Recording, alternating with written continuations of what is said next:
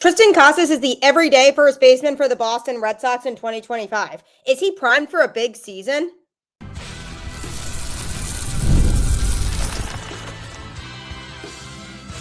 You are Locked On Red Sox, your daily Boston Red Sox podcast. Part of the Locked On Podcast Network, your team every day. Hello, and welcome to Locked On Red Sox, your daily Boston Red Sox podcast, part of the Locked On Podcast Network, your team every day.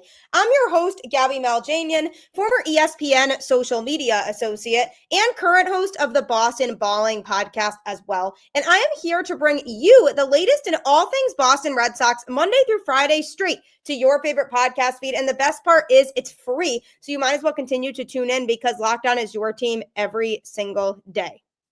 Today's episode is brought to you by FanDuel. Right now, new customers can get $200 in bonus bets when your first $5 bet wins. It's Friday. Happy Friday. Welcome to the show. And we are officially less than a week away from opening day. It's so exciting in the midst of March Madness and everybody buzzing about college basketball and being so excited about that. But that also indicates that baseball season is right around the corner. And because of that, the Red Sox have gotten closer and closer to finalizing their roster. They have appeared to finalize the catching tandem going into the season. The second base spot is still open, and could a surprise candidate start the season there? So I'm going to be talking about all of that later on in today's show. But to start with, the Red Sox did say that Triston Casas is going to be playing first base full-time for the Boston Red Sox in 2025. They will not be platooning that position. It is his, and it's something that he has worked incredibly hard for, and he is super excited and honored to be able to get that opportunity. When the Red Sox faced lefties recently in spring training, which was both last Saturday at home against the Braves ace Chris Sale and on Tuesday on the road versus Yankees prize free agent acquisition Max Fried. And Casas was in the starting lineup for both of those. And often during his rookie season, he didn't get as many opportunities to hit against lefties. And I said, why don't we give him more reps against lefties so that he can get used to playing against them and get better? But so it's no coincidence that when the Red Sox happened to face two really strong lefties in two recent games, that he was in the lineup. Alex Cora said he will play. He's going to play against lefties and righties. We're not going to platoon at first base. For the 25-year-old, this is the next natural step in his evolution, and he's embracing that fully. He definitely seemed to be, because he hammered an opposite field home run against Chris Sale in his first at-bat in that game last weekend, and then he laced a single off the base of the replica Green Monster in his second turn at the plate. It means a lot, he said. I've been waiting my entire life for this opportunity. Throughout the minor leagues, even my first couple years in the majors, I've been learning from a lot of the veterans how to go about playing every day, and I think it's culminating into a perfect storm for me to be able to handle that opportunity, and I'm excited for the challenge. So he's embracing the opportunity of being able to play every single day, and even on days where he struggles, he has the opportunity to go back out there the next day and correct it, and he's really happy about that. This is a challenge that he was set to receive last season, only to tear the cartilage in his left rib cage, forcing him to miss 4 months of the season. So that was a tough blow because it set him back a little bit in his development in terms of where he wanted to go. When he returned in late August, he had trouble regaining his timing at the plate and sat against a lot of lefties down the stretch. So the worry going into the season with him was going to be, okay, is he going to be able to play when there's a lefty on the mound, because he hasn't gotten as many reps against lefties and he had struggled a little bit. So that was a big burning question. But the answer now is that, yes, he will play when there's lefties on the mound. He has spent the past several weeks trying to become a player that the Red Sox can expect production out of, no matter what hand the opposing pitcher throws with. He said, I think everything's trending in the right direction, and I feel like my comfort level against lefties increases every single at-bat. It's only going to keep getting better as the time passes, including my work in the cage, just emphasizing different types of angles and making little adjustments to my swing. All those things combined are going to help increase the overall numbers against left-handed pitching while keeping the main goal, which is to hit all types of pitchers. So it sounds like he has a plan for how to continue to improve against lefties. He's getting more comfortable facing them, and he's just kind of trying to emphasize the timing when there's a lefty out there and his framing to make these small adjustments to his swing so that he can help crush baseballs when there's a lefty on the mound. So that's all a good strategy. It sounds like over the course of the spring, that was really what he was focusing on, was against lefties in particular. What does he have to do to make an adjustment so that his timing is a little bit better there? In 183 career plate appearances against lefties, Casas has a slash line of a 227 batting average, 350 on base percentage, and 422 slugging with 7 doubles, 7 homers, and 17 RBIs.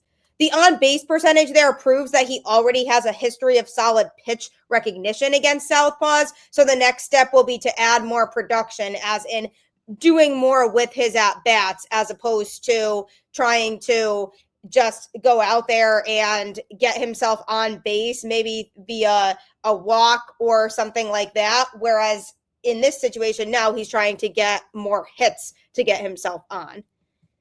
Cora said he's been working hard with hitting coach Pete Fatse to solve that. If you look at the numbers throughout his career, he's not great against lefties, but we do believe he can do it, and this is the time just to let him be and see where it takes us.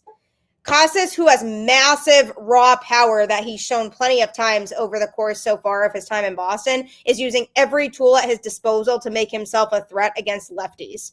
That includes the revolutionary Traject pitching machine, which has the ability to actually simulate individual MLB pitchers on demand. He's been using that regularly at the Fenway South complex and will continue to do so when the club returns to Boston for the start of the season.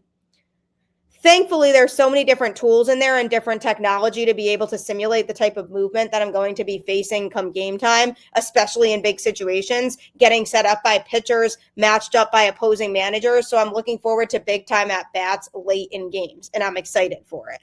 So it sounds like there really is a plan there going into this season. And if you look at Triston Casas' overall career numbers, it is those numbers against lefties in which he struggled. His career overall batting average is a 250 with 42 home runs and 179 total hits. He has driven in 109 runs with an on-base percentage of 357 and a slugging percentage of 473. So in 2024, it was obviously a pretty small sample size because he missed so much time throughout the course of that season. So it's hard to really measure a lot of the numbers that he was putting up that year. But in 2023, which was his primary rookie season, he was super productive against righties and not so much against lefties. So that was the biggest indicator to me of the type of hitter that he was he's going to struggle when there's a lefty on the mound, which is going to make it really difficult for him to put up competitive numbers at the plate. So what I'm eyeing immediately is the fact that he's shown some improvement against lefties, which means he should be able to take off, and his career should be able to take off when it comes to hitting well against both right-handed pitchers and left-handed pitchers. It's just going to make him even more of a threat. And what's going to then happen is a pitcher is going to be out there trying to throw to him. And regardless of who the pitcher is, they're going to be scared to face him because he's going to be able to crush pretty much anything that comes his way. And I think that was the biggest thing holding him back, because of the fact that he has that raw ability and raw power to be able to just absolutely mash the baseball. Since he wasn't really nailing the timing against lefties, it made it more difficult for him to really do what he could do and really expand on his skill set. And so because of the fact that now he's making adjustments to his swing using that pitching machine to simulate having lefties on the mound so that he can get used to hitting those types of pitches, if he can absolutely take off in 2025, it's going to be due to those numbers against lefties going up. So my expectation going into this upcoming season is that we see a much more well-rounded Triston Casas. I don't think he's going to be the guy who's going to get on base every time and hit singles and hit doubles like we see from a guy like Jarren Duran. I think we see a lot more of a power hitter out of him. And the fact that he's hopefully going to be able to hit lefties a little bit better is only going to showcase those skills and is only going to make him a more versatile player and a more versatile threat for the Red Sox. So definitely lots to be excited about when it comes to Triston Casas. He definitely has a plan for how he wants to improve.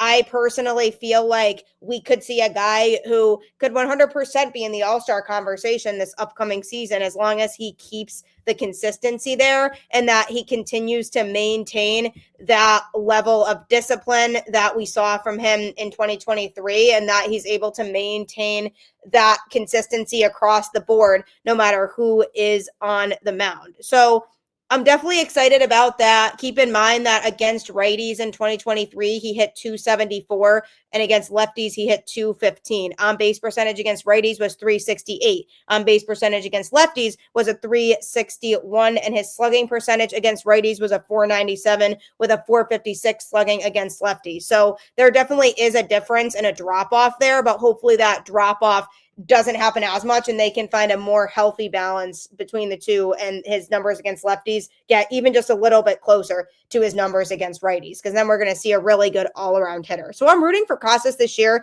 I'm really excited to see what he can do. And coming up, the second base situation for the Red Sox still has not fully been resolved. They haven't made a decision on who's going to start the season there. Could it be a surprise candidate? March Madness is here, and FanDuel is giving you the chance to get in on the action like never before. Right now, new customers can get $200 in bonus bets when your first $5 bet wins. That's 200 extra bucks to use on everything from buzzer beaters to Cinderella stories, and even who's cutting down the nets.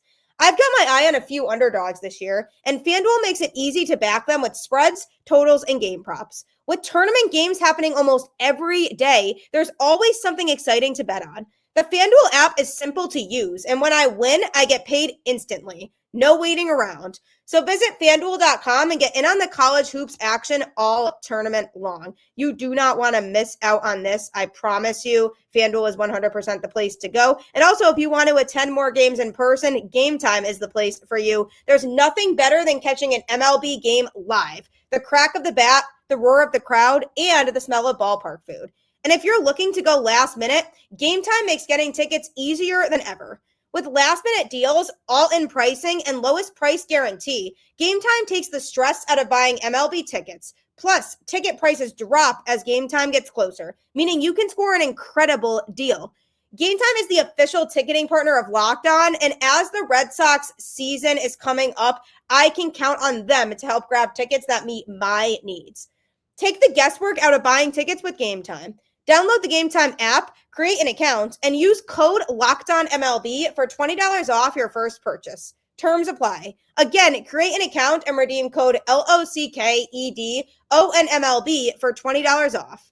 Download Game Time today. Last minute tickets, lowest price guaranteed.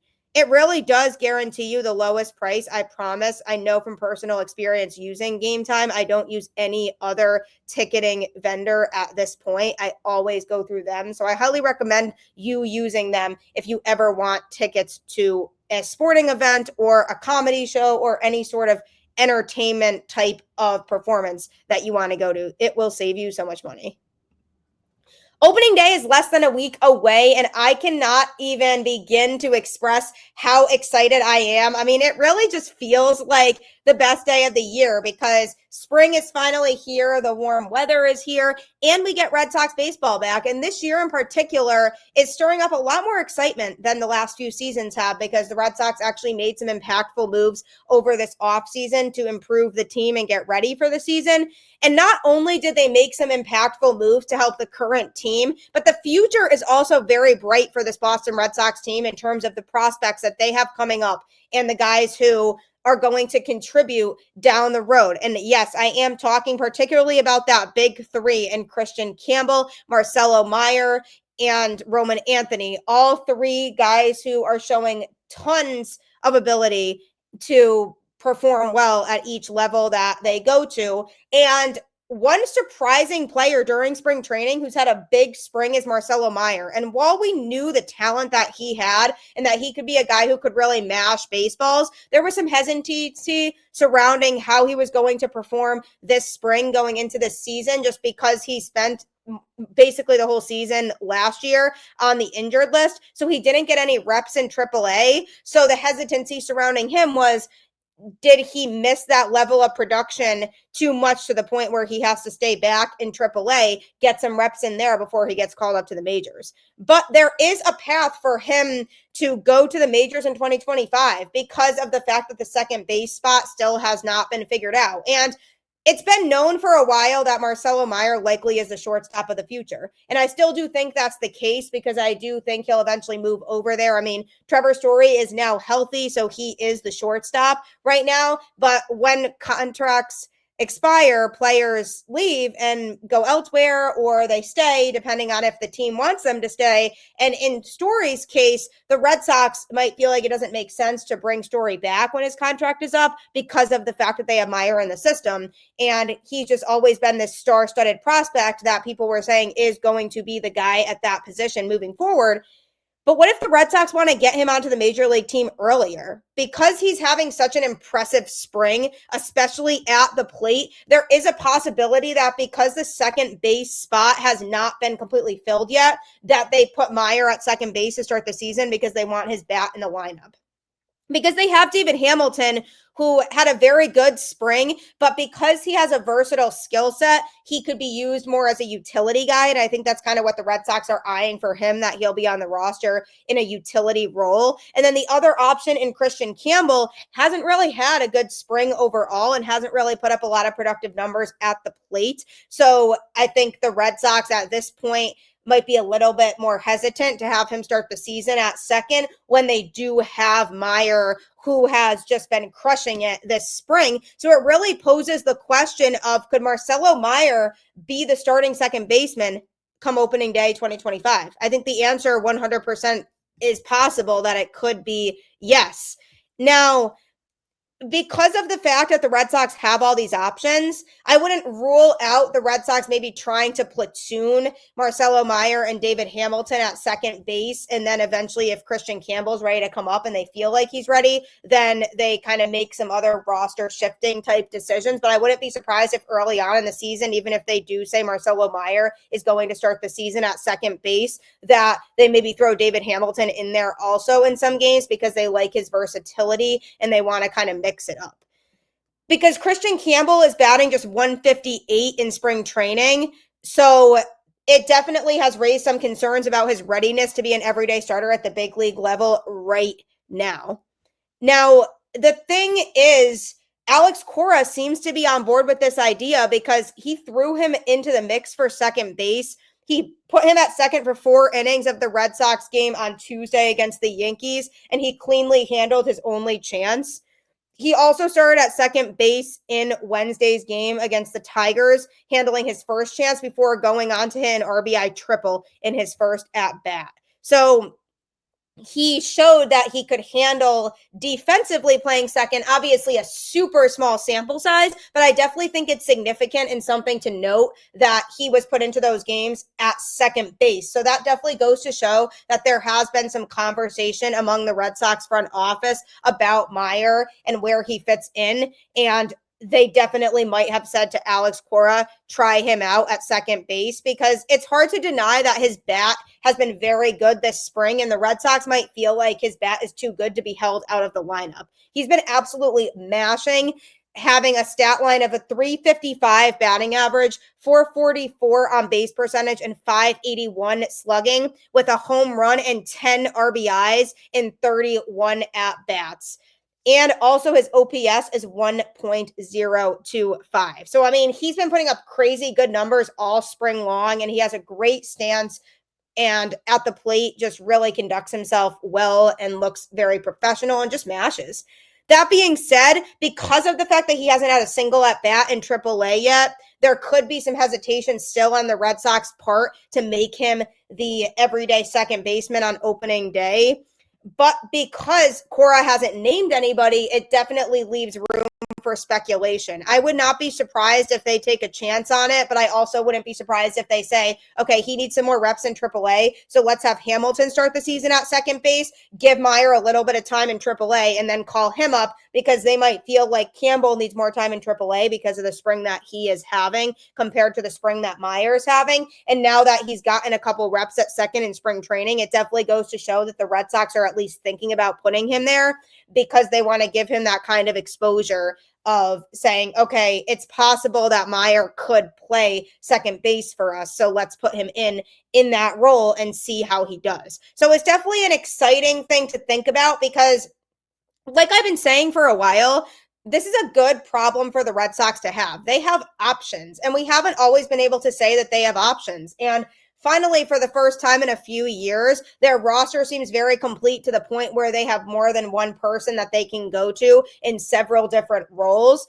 And that never used to be the case. And when you look at these guys' numbers from the spring, based on their offense alone, it's obvious that Marcelo Mayer is the guy who is likely the most ready to be able to contribute at the major league level. But it is hard from somebody going from double A and not having played at all in triple A to expect them to be that guy to come up at the major league level and contribute. It would be a little bit different if he had played in some AAA games last year, and I think there'd be no hesitation that the Red Sox would say, okay, let's give him a shot at second base, let Story play shortstop, because then if Story were to get injured, then they could move Mayer over to shortstop if he's already on the major league team playing second, so then they could do that little seamless shift there, and then they bring Hamilton in to play second base a little more regularly, so then there's that contingency plan there. Or in a few years, when Trevor Story's contract is off the books, then they move Mayer back to shortstop at that point, and then they reevaluate because by then Christian Campbell's probably going to be up to play second base as it is. So definitely lots of options here that they can go with, but it's definitely intriguing to note Alex Cora having Mayer play second, because I think what happened was the Red Sox were expecting Christian Campbell to perform a little bit better than he did in spring training. And then when he was repeatedly struggling at the plate, the Red Sox said, okay, well, we can't really just put him in at second because it doesn't seem like he's ready to be able to handle that spot at the major league level. So let's look at what other options we have, because I think they feel like by putting David Hamilton in full-time at second to start the season that they're restricting his abilities of what he can do when they'd rather use him in a lot of different areas. So then what happens is they then said, okay, you know, we want David Hamilton to be the utility guy. So who else could we possibly turn to play second base? And then they see Marcelo Mayer, who's in there crushing baseballs, and they said, all right, well, he's also an infielder, why don't we try it out? So I would not rule out Marcelo Mayer being on the opening day roster and playing second base, but I also think the other possibility is that they decide they want him to take some reps in AAA since he hasn't gotten to do any of that yet, and they say that David Hamilton is going to be at second to start the season, and then once Mayer's gotten some reps in AAA, then they call him up. So I'm very excited to see how this all plays out. I'm super excited about Marcelo Mayer. We knew going into this whole situation with him once he got drafted that he was primed to be a stud for Boston, but now we're starting to see in person really what he can do, and it's definitely super exciting in terms of the Red Sox future, and I can't wait to see him continue to develop, as well as the rest of the big three there in Anthony and Campbell, how they perform under pressure and if they get to the point where they can be called up at some point in 2025. So we'll see how that all plays out, but Alex Cora still has to make the announcement on the second baseman. So anything is still in the cards at this point. But coming up, they have made seemingly a decision on the catching tandem. So that's coming up next. The NCAA tournament is here, and so is the bracket breakdown. Locked On Podcast Network and Amazon Fire TV channels are teaming up to deliver NCAA tournament coverage like never before. Watch studio shows featuring former players and Locked On's local experts as they guide you through every upset, buzzer beater, and bracket matchup. Stream it all for free on Amazon Fire TV channel. Search Bracket Breakdown to see it all for free. It's your team every day.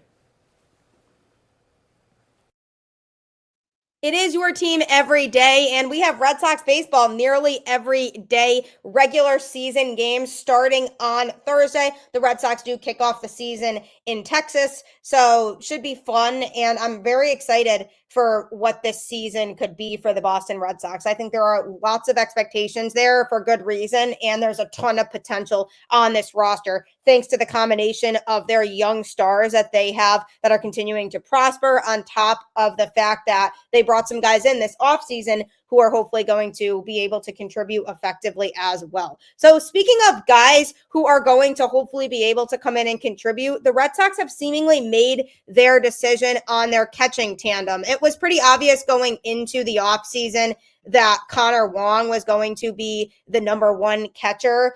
Obviously, the Red Sox trust him, and they feel like he's a guy who's going to be able to grow on the season he had last year, especially at the plate. I was waiting a little bit to conclude this just because nobody was really sure in terms of a catcher that they were going to acquire, what level that catcher would be at. But based on the moves that they did make at catcher, they obviously still value Connor and view him as the number one. But the question was going to be who the backup catcher is going to be. And the Red Sox have seemingly made a decision on that because it was down to Carlos Narvaez and Blake Sabol. And the Red Sox have officially optioned catcher Blake Sabol to minor league camp, all but officially setting up Narvaez to be that backup behind Connor Wong. Nathan Hickey and Mark Kolosvari are also catchers. They were reassigned to minor league camp on Wednesday. They were originally on minor league deals, so they just got sent back down there. But the Red Sox were kind of trying to play around with between Sabol and Narvaez, who made sense for the backup to be. Narvaez was originally acquired in a trade with the Yankees back in December. The 26-year-old was playing in a winter ball league at the time, but quickly returned stateside to join his new team at Red Sox rookie development camp, which took place later that week in Boston. He slashed a stat line of a 254 batting average, 370 on base percentage, and 412 slugging with 11 home runs, 20 doubles, 58 RBIs, 54 runs, 56 walks, and 105 strikeouts in 96 games over 403 plate appearances for AAA Scranton Wilkes-Barre in 2024. The Red Sox aren't leaning on him for his bat, though, because he's considered an elite defender and should provide value beyond his starts throughout the season. And I've talked about this pretty extensively on the podcast, how Narvaez isn't really known for having a strong bat, but they didn't necessarily need that because they have Connor Wong, who hit well last year. They are more looking at Narvaez as a guy who has plus defense because Connor Wong struggled a lot behind the plate last year. So they wanted to get a catcher who could complement that, which is why I'm not surprised that Narvaez was the choice over Sabol to be the backup catcher, because it just makes sense because of the fact that he impresses defensively and he can provide that value in a different way than the value that Wong provides. So it kind of creates some versatility there in terms of their abilities and who's able to do what. The Red Sox now have 45 active players remaining in camp, so their roster decisions are getting closer and closer. And the thing with Narvaez that we have to remember now that he is likely going to be on that finalized roster as the Red Sox get closer and closer is that he's really going to bring a new level of defense to that catching tandem. Wong ranked below the 10th percentile in blocks above average and framing last season, and Narvaez fared around league average in those categories in his very short stint in the majors. So again, small sample size there, but even what I saw from him this spring, I really liked his defense and what he did behind the plate, and also his arm. He was able to throw lots of guys out that were trying to steal second base. So that's going to serve him well too. Red Sox catching coach Parker Gwynn told reporters that this catcher has a very good defense. He said he was one of the top, if not the top defender in AAA last year. Incredible receiver. So I think that's what the Red Sox really like about him. Between Wong's offensive breakout and Narvaez's defensive success, that makes for a really solid combination behind the plate for Boston. Hopefully Wong can kick his spring training struggles at the plate and continue to be a key righty bat in the Sox's 2025 lineup. That's something that I'm a little bit concerned about because he didn't show an over amount of consistency last year at the plate because he hit really well early on in the season. Then his numbers kind of dipped a little bit and then they went back up kind of towards the end of the season. So we kind of need him to remain a little bit more consistent at the plate. And the fact that he's been struggling in the spring definitely is cause for concern going into 2025 about, is that the type of player he is? Is he really going to be able to provide more value offensively than that? And like I always say with spring training, a lot of it is the players are rusty and they're trying to get over that hump of just getting back into things. They haven't seen live pitching in months. And so there's all these jitters that are involved with that. So I feel like that could be a big factor in this. Hopefully he's able to overcome that going into this upcoming season, because it's going to be crucial for the Red Sox to have him produce offensively, because they are relying pretty heavily on him and basically sending a message that they believe strongly in Connor Wong and his ability to be that number one catcher for them, that they only really were looking for a backup for him. So I definitely am excited about Narvaez. I think there's a lot of opportunity with him defensively. He'll be probably an average bat for the Red Sox. He might be one of those guys who you get really annoyed with when he's in the lineup and feel like he might be an automatic out, but then he'll make really good plays defensively to kind of balance that out. So I think there's a lot of upside there for him in that regard. Whereas Wong, his offense is obviously his upside a little bit more, but if he can't improve on what he did in spring training, then the Red Sox are going to definitely be in a tough spot when it comes to that catching tandem. So we'll have to see how that plays out, but the roster is nearly finalized. We should know in the coming days where everyone's going to be, what the closing situation is going to look like, what the second base situation is going to look like. A lot of those questions should be answered in the next few days. And then going into the series in Texas, we'll be able to tell, okay, how confident are we in where these guys stand? So I hope you're as excited as I am. I know for sure that I can't wait to get the season started. I really do appreciate you tuning in to Locked On Red Sox and making it your first listen today. Next, you can check out Locked On MLB with baseball guru Sully, aka Paul Sullivan, who brings a daily blend of humor and baseball, keeping you updated on every rumor and story throughout the offseason. Find Locked On MLB on YouTube or wherever you listen to podcasts. Make sure you check that out. Sully's hilarious. I've done shows with him before. If you want to stay in the loop on the other teams, that is the place for you. Like I always say, keep the faith, go Red Sox, and I'll catch you on the flip side.